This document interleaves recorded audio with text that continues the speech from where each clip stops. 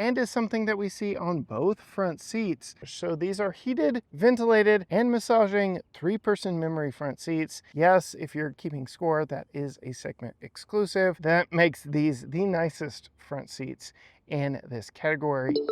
This may be the perfect family vehicle for 2026.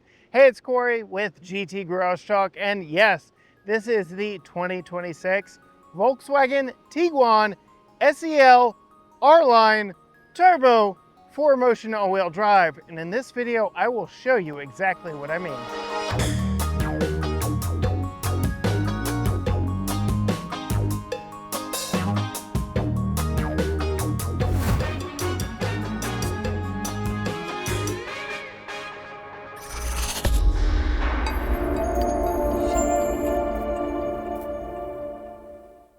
I want to say a huge thank you to Volkswagen for bringing us this 2026 Tiguan SEL R-Line Turbo shortly after they brought us a 25 non-turbo. I loved it back then, and they've made it even better now, starting with what's under the hood. But this is a driving review, so let's hop behind the wheel and do just that. First, to set off, you can see I can't put it in drive because all that I have done here is the volume.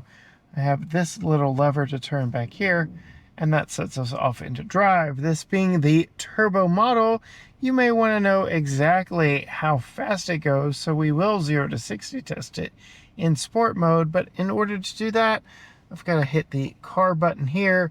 Then we've got drive mode there. I'm going to put it in sport. But now, why don't I tell you about that turbocharged engine underneath the hood?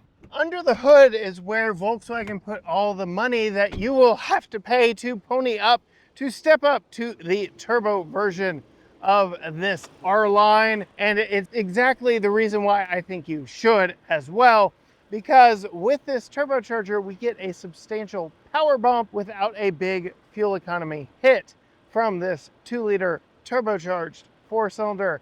Making 268 horsepower and 258 pound-feet of torque. It is a nice bump with only a 1 mpg highway penalty. That's a pretty big advantage over the non-turbo model, even if it will cost you a little extra scratch. In order to see just how good this turbo is, we do have our race box 0 to 60 timer. We've got it in sport mode. I'm going to stand on the brake with my left foot, the accelerator with my right foot, and off we go. My goodness, it pulls, it's strong, it's rolling through those gears. You can see it gives me a display there. 7 seconds practically flat. Now this does have a 1-foot rollout engaged. You can probably hear now it does hold gears here in sport mode, but we're gonna go back to comfort, kind of frees us up a little bit to coast. Still pretty impressive numbers, and does solve the biggest gripe we had about the last Tiguan we tested. Without the turbo engine, really does make this a livelier and more acceptable daily driver, and has a little bit of fun to its driving character too. The styling of our Monterey Blue is just what we loved so much about our non-turbo model, and just done even better here in this Monterey Blue. We've got our full width ID light, LED running light up here, big inlets to let air on both sides for intercoolers, but also to cool the radiator up here. Though we do get a lot of fake grille down here, which is not my favorite. And speaking of lights, we do have the adaptive LED headlights on this one, which are very nice as well.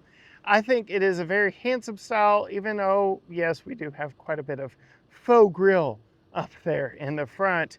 As we take a look at the side, we have very nicely styled 20-inch wheels wrapped in some Pirelli Scorpion all-season tires, which we'll talk about as we are driving. The overall profile of the Tiguan is just as handsome as the front, though with our Monterey Blue, we did have to forego the black roof. I don't think that is too much of a penalty. It is still a clean, classy look. We get this muscular hip over the rear door handle, back in the back. We get this very interesting LED light pattern on the rear of the vehicle. And at night, we do have a full width LED light bar, and this VW logo also lights up in red, which is very cool. You can see we do have the SEL turbo now, so we are telling everyone that we do in fact have the turbocharger. And to match all the faux grille up front, we get some faux grille back here in the back. It's like designers don't know exactly what to do with all this real estate they have. Underneath the goo in Tiguan, we have a latch for our electric opening rear hatch. And you can see we have a lot of nice cargo space back here. But the real story is all the additional cargo areas. You can hide stuff there, and down here. The most interesting one to me is here over the rear wheel well. I wish they had put it on both sides. I'm not quite sure what we're hiding underneath here. But if this is not enough for you, you can lift up the load floor. We do have a temporary spare here with all of our tools for changing a flat. Our subwoofer is hidden inside, but we do have a little storage around the styrofoam that also doubles as sound deadening. If that is not enough space for you, VW has added these latches here so you can fold down the nearly flat folding rear seats with the pull of one lever. You don't have to even go around to the side of the vehicle to do it. And now we've got an absolute ton of space back here. And another thing I'm not super fond of are these hard shelves in the back. It just feels a little old school to me. My brother's 1989 Nissan had it, and I don't know. I just feel like the roller shades are a better option back here that feel just a little bit more premium. You sound off down in the comments. And then we do have this button here that as soon as you push it, you better get out of the way because it's going to close. So yes, it's handsome looking, well powered, but how does it drive? Well, as I get it here on my favorite testing roads in East Texas, it rides quite well. We do have those Pirelli tires that are communicating a little extra road noise, but this is a very highly textured road surface back here. It is definitely not the worst vehicle I've tested as far as road noise on this highly textured pavement. Just know that it exists, but I would say, yeah, we're getting a little more cabin noise in here than perhaps I would expect from something with a $45,000 price tag and massaging seats. But I guess you've got to make trade-offs somewhere. We've got a little more luxury from the seat comfort than the overall interior sound deadening. And yeah, I mentioned massaging seats. I guess I should take you on a tour around here on the inside. The VW key feels nice enough, though I wonder just how scratched it will get in my pocket over the term of owning a vehicle if I were to own it. But you can see we have lock, unlock, your hatch release, remote start, and a panic button. We can also deploy a physical key if we wanted to or had to, but you can just keep it in your pocket, in your purse, wherever you do, because we have a full proximity system here. We can lock it by pressing those lines right there. Our power fold mirrors will fold in as a little visual indication that the vehicle is locked, and you can unlock it by simply grabbing the door handles, and those mirrors take a little bit of time to unfold. When you do, you can see we're greeted by a nice leather interior, and you may have noticed that same feature, the passive entry, is not back here on the back door. So if you want to get a kid in, you're going to be opening the front doors first. We get a nice two-tone interior, which I really like, though there are some gloss black elements around. This is actually backlit, and you can change the ambient lighting. I do lament that we don't have a little cubby storage here and a grab hold because we went with the pistol grip style, but for the most part, this works. You have express up down all the way around, power mirrors, heated mirrors, and the like. Extra storage down here, your trunk release or hatch release down there. Coming to the seats, lots of seat controls, including all your lumbar and massage, which is a very nice feature. 3-person memory here on this one that is also tied to the mirrors, which is very welcome and is something that we see on both front seats as with the massage. So these are heated, ventilated, and massaging 3-person memory front seats. Yes, if you're keeping score, that is a segment exclusive. That makes these the nicest front seats in this category, well ahead of the segment sales leader Toyota RAV4. We will go ahead and slide in behind the steering wheel here, close the door. You can see we have a full digital gauge cluster here. Nice big tablet style screen here. But our start button is actually this rectangular button here. I'll put my foot on the brake, push that. My seat moves back to my memory position. You can see we do have wireless CarPlay here on this if we want it. Lots of cool features. We'll go ahead and go to the home screen there. And you can see we've got some voice commands built into it. We've got a lot of different features, quick access features that we can talk about when we get to the screen. Lots of buttons here on the steering wheel, including changing what's on the screen here, your track, your volume. We've got some paddle shifters here on the back of the steering wheel. Again, full digital gauge cluster, but we also have a full color head-up display right there. And the overall design in here, besides it being two-tone, is very nice.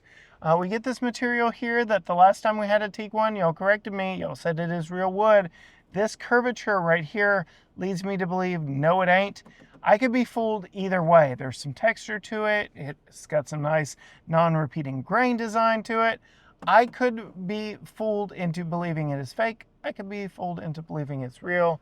But I guess that is the ultimate compliment if it's fake, but the ultimate non-compliment if it's real. You can see here, yes, we do have the pink theme overlaid, which echoes here, and in all of our interior backlighting, which you can't see here in full daylight, but all that is controlled on the screen. Speaking of the screen, we do have all these controls here for our dual zone climate controls. We have these sliders right here, slider for the volume, your heated and ventilated seats. You can see I did not turn that on since I got in the car, so that is a memory function, something that is remembered, which is very nice. You can see we have a bunch of apps here that we can go through on the screen. You can even change the interior ambient light. But you can see it is now controlled by atmosphere. So I have to go to a different atmosphere to truly control all of that. But yes, lots going on in the screen here. We have a button for hazard, low mounted air vents, but they pump out a lot of cool air. I do not complain about the AC in this at all. 2 cup holders, not blocking any storage back here. I would say the most recent competitor with something with a screen that big in this class would be the Mazda CX-5. I do also want to show you the cameras here in this one, which to get to them, you can simply put it in reverse. You can see that triggers the P up there, but we have nice 360 cameras all the way around. You can change your view of exactly what you're showing. You can make it fill the screen if you don't want to see the bird's eye. So there are customizable features here. There is some park assist built in that it'll walk you through exactly what to do. And here's where you can change some of the functions like rear emergency braking, which we absolutely need going down our steep driveway. But if you are not in reverse, you are going to have to look for that P button. So you can see, not here, go here. Let's hit the home screen. Nope, not there. Is it in here? Yep, parking. So there you have parking. Now you can go to the camera. It's a little clunky that you have a 2-button press to get to your camera. I would very much appreciate a dedicated camera button somewhere. Mazda puts theirs on the steering wheel. And where they put their cup holders kind of blocks some storage for you, but I like we have both of our cup holders here, a little bit of storage here. You can see back here we have our engine start stop button, electronic parking brake release, and then this giant volume knob that pairs with the volume controls here and here. But you will notice as I bring my hand close to it, it knows that my hand is there. It's a proximity feature that I feel is almost overkill on this particular set of controls down here. I feel like we could have left that off. I don't think it brings that much to the table. Large storage cubby here with 2 USB-Cs and a vertical Qi wireless charger, so you're not taking up all your storage with a phone. You can see we have a storage cubby here that does remove, and then a big open panel, so you can put big long stuff underneath this because it is open all the way back. And if you need, you can scoot that forward for a better armrest. Lots of configurable situations up here. Nice size glove box that is damped but not lined with felt. Storage there. Again, very nice seats. We don't have any sunglass storage up here. We do have these swipe controls for our power sunroof and our power sunshade. It is a mesh sunshade, harder to say than it looks. but it does let a little bit of light through when it is closed. But you can see just how much it takes to open up. It is a little on the slow side. We do have this massive panel here above me that, again, is a quick slide gesture on that touch area on the ceiling above me, but it opens up quite a ways as well. So very impressed with the overall space here. Now let's see if everything closes up while I sit here and talk about headroom. Headroom is actually very good up here. I've got no complaints, though I typically keep my seat all the way down. So that is what is helping me here. So you cannot close everything just by closing the sunshade. You do have to, in fact, close the glass roof before you can close the sunshade. That's enough of the front seat. Why don't we take a look at the back seats? We already talked about the back doors not having the proximity passive entry, but when you do get them unlocked and open, there's a lot to like back here. The same repeat of colors and materials. We still get that pistol grip handle. We get decent storage down here, not just a bottle holder, but we get even more storage here on the side. This is something I don't see in any of its competitors. Just a quick access point for a tablet or something that would be really useful if you don't want to put it in the seat back pocket. Taking a look at the seats, you can see the same two-tone seats that we get up front, 3 across headrest, 3 across seat belts. The center seat belt does come from the seat back. We do have it pull down center armrest with 3 cup holders if you've got a tiny drink for the middle, and the lower latch points are like little garage doors that lift up out of the way, so you don't have to worry about what to do with that piece of plastic that gives you full access to that latch point. So if you want to see what it's like putting in a child safety seat, be sure and hit subscribe so you'll see it in our family review when that drops. Sitting behind myself at 5'10", my goodness, the amount of legroom back here. It is almost embarrassing. I feel like I'm in a much larger vehicle than I really am. The packaging in here is fantastic. We get some air vents on the back of the center console. We do get air controls back here. We have 3-stage heated outboard seats, which is nice. Some USB-C power. Another mat pocket down here. Again, they're a little on the shallow and thin and flimsy side, so that's probably why you would want to put a tablet down on the side. We get the storage down there as well. Get a nice view out of our panoramic roof right here. We get these cool touch control LED lights that are very bright at night. The exterior ring of this glows ever so slightly, just so you know exactly where to tap to touch. Coming to me, you can see I'm still very comfortable back here in the back. My hat, my hair, nothing touches the roof when I am sitting back here, but unfortunately these seats don't recline. They fold forward, but they do not recline. I'd say for 2 adults, this is a very comfortable seat and place to be. Moving to the center, you are higher, got a little more of a firm back here, and you do have to straddle the tunnel, sending power to those rear wheels. So you could ride back here. Would you want to? No, but yes, this is a really great vehicle for 4 adults, especially with all that legroom.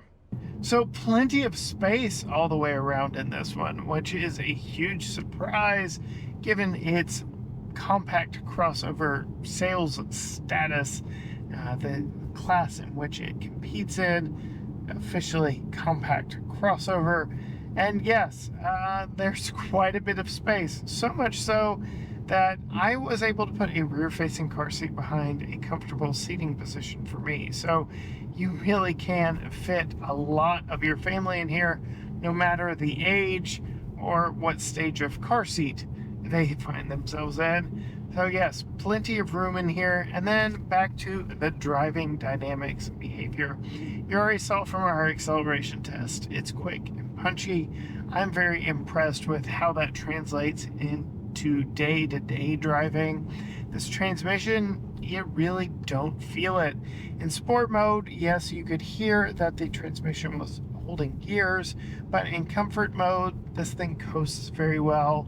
As I've been driving through town, running errands, doing all my normal tests with this, living daily life, I don't think I've felt the transmission shift once. It is buttery smooth and just fades into obscurity, which is very nice. And of course, in comfort drive mode, it doesn't tell me what gear I'm in, but yeah, I'd say it practically is not even on my mind. I think about it a little just because, well, it is my job, but I can tell you, most consumers won't even know there's a transmission in here. It just goes as you want it to. Even if you jab the throttle, it is fairly quick to downshift in comfort mode, but it is even quicker to downshift in sport mode. Over broken pavement, the MacPherson Strut multi-link rear suspension in this is very well damped. It's a little on the firm side. We're bouncing a little right there, but I would not call it firm by any means. It is very well damped. It is a very comfortable ride in here. I really don't have any complaints whatsoever. I really do have to pick at nits when it comes to this vehicle. Some of those nits, the 60/40 split seat back in the back is split the wrong way. We have these pistol grip, door grip handles instead of having storage pockets in the doors. And then one that is very new, just now happening to me, is I've got all my gear here in the passenger seat, and it is folded into thinking the passenger actually needs to buckle up. So just to quiet it down for the rest of our drive here, I will buckle it up. But I mean, it really is just picking small nits. Yes, there's a lot of stuff built into the screen here, but they've kind of given you ways to work around it. While we do have sliders for the temperature controls, you can also use voice control. We have a slider for volume, but I also have buttons here on the steering wheel and the giant knob in between the two front seats. There are multiple ways to interact and control this vehicle that don't make it too much of a punishment if you're not super into tech. And they even backlit these sliders here, which the first generations of this screen setup did not have. Yes, this is a very easy vehicle to get in and live with, and with a price tag of $45,000 with class exclusive massaging seats, it may be something that a lot of people find themselves doing over something like segment sales leaders Toyota RAV4 and Honda CR-V. There really is a lot to like here. If you can get over the giant tablet here, which seems to be a more and more popular trend. Mazda just inherited or installed a screen of this size in their new CX-5. So get used to big screens, but I feel like more companies are figuring out how to do it a little bit better here without all of the touch sensitive control areas on them. So there are ways to do big screens in a good way that aren't too distracting. But like I said, I do have lots of controls here on the steering wheel that also double as redundancies for everything over here. Yes, I do have to kind of dig through screens for simple features like my parking camera. I really would love a physical button for that in one press versus having to do two different things to get to my parking cameras. But again, just picking at nits. This really is a good vehicle and is something I think I could very easily see my family spending the $45,000 on because of the luxuries that it affords. Heated, ventilated, massaging front seats. Massaging front seats. I'm going to say it one more time. Massaging front seats in this one. 3-person memory for both front seats, which is a nice touch. You don't realize how much you move that passenger seat until you wish you had a memory function. We do have a head-up display. We've got good visibility all the way around. And a powertrain that, let's face it, is not terrible. Like, well, the last one, it wasn't terrible either, but I just couldn't get over its lack of power. Here, we finally have one that's worthy of being in a vehicle that costs as much as this and gets so much other stuff right. But now, as we are at the end of the twisty bits, we're gonna just test the 0 to 60 a couple more times. So here I am not going to put it in sport mode. I'm going to leave it in comfort mode. I'm also not going to do the brake actuation like I was earlier. I'm just going to move from the brake to the accelerator. Ready, set, and go. That took a little time. You feel it swell into the power as we get going. It is clearly slower than before, but 7.33 seconds is not bad by any means. It did, like I say, it just, the power built, and then once you were in the meat of the power band, the transmission kept you there, which is exactly what you want from a smart and smartly tuned transmission. One last time in reverse direction, we're going to do the same thing we just did. No sport mode, no brake torque. Ready, set, and off we go. Yep, the power just builds, and then like you're just going. So very nice there. And yeah, the 0 to 60 timer didn't reset, but suffice it to say, I really like this one. It's got plenty of power and pep for running errands around town, merging on the highway, whatever your daily life demands of it. I really like this setup. I think they have fixed one of the biggest gripes we had with the last one, but you're gonna have to subscribe to our channel and watch our family review to know what our other big gripe was, because Holly and I go a little bit more in detail from behind the wheel in that family review. Which, I guess, good moment, hit the subscribe button, follow along with us on all social media channels, Facebook, Instagram, X, TikTok, Threads, YouTube, you name it, everything is at GT Garage Talk, or you can go to gtgaragetalk.com. But as for me, behind the wheel of the 2026 Volkswagen Tiguan SEL R-Line Turbo 4Motion all-wheel drive, that is one very long name. Until next time, gearheads. Bye.